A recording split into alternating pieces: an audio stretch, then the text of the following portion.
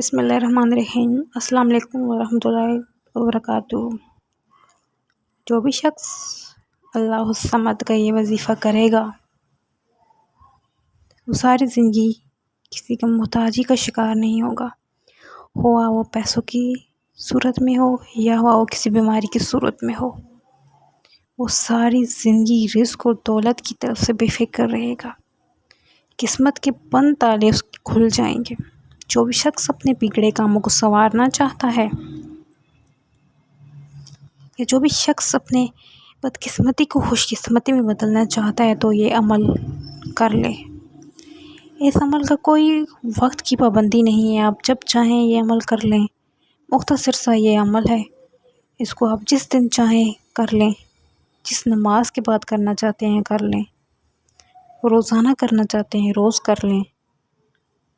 نہایت اکثیر اور نہایت ہی آسان عمل ہے، وہ آپ کسی بھی پریشانی میں گھرے ہوئے کسی بھی غم سے نجات چاہتے ہیں یہ عمل کر لیں آپ۔ جو شخص واقعی میں پریشان ہوتا ہے وہ شخص کبھی بھی ایسا وظیفہ نہیں چھوڑتا، معجزاتی عمل نہیں چھوڑتا۔ بہت سارے لوگ کہتے ہیں کہ ہمیں وظیفے سے فائدہ نہیں حاصل ہوتا، تو وہ 5 وقت کی نماز کی پابندی ادا کریں، 5 وقت کی نماز کی پابندی کریں، 5 وقت کی نماز ادا کریں اور ساتھ کثرت سے استغفر اللہ پڑھیں۔ استغفر اللہ پڑھنے کے بعد اپنے گناہوں کی معافی مانگیں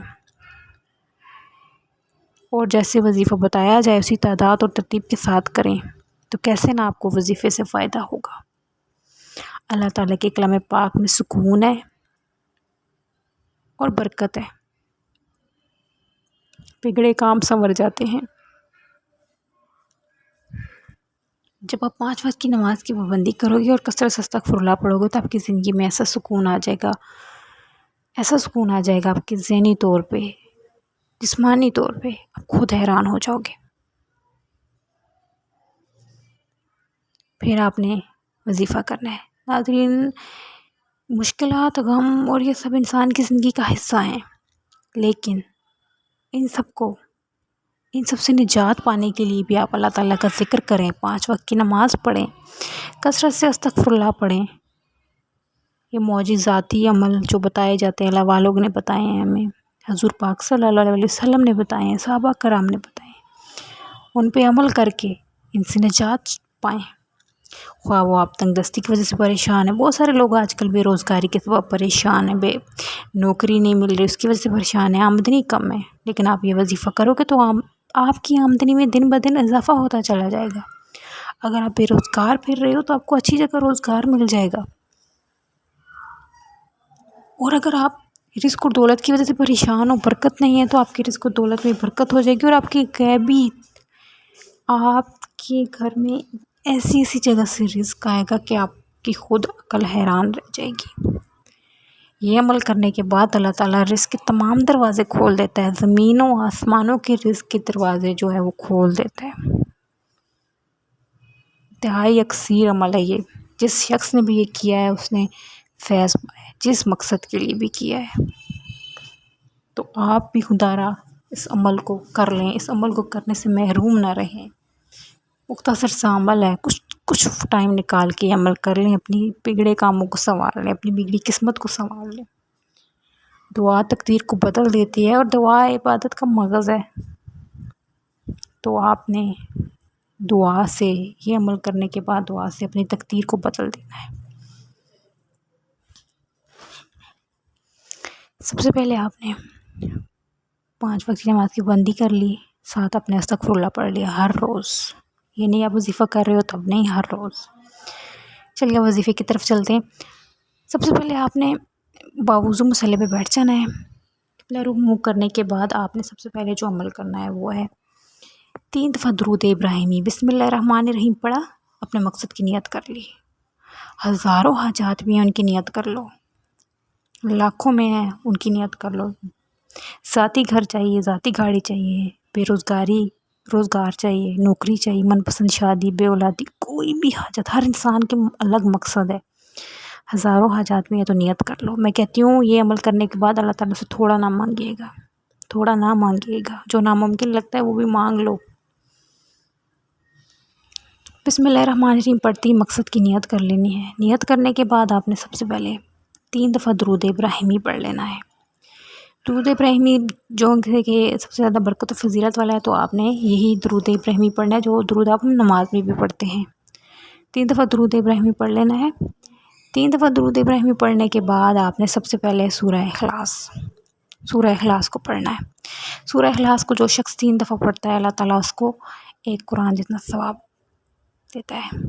آپ نے سورہ اخلاص کو سمجھ پڑھنا ہے۔ سب سے پہلے قل هو اللہ احد اللہ الصمد لم یلد ولم یولد ولم یکن لہ کفوا احد۔ سورہ اخلاص کو آپ نے ایک دفعہ پڑھ لیا، ایک مرتبہ۔ اس کے بعد آپ نے پڑھنا ہے سورہ کوثر، قرآن کی سب سے مختصر سورہ اور دولت کی سورہ بھی کہا جاتا ہے اس کو۔ سورہ کوثر کو پڑھ لینا ہے۔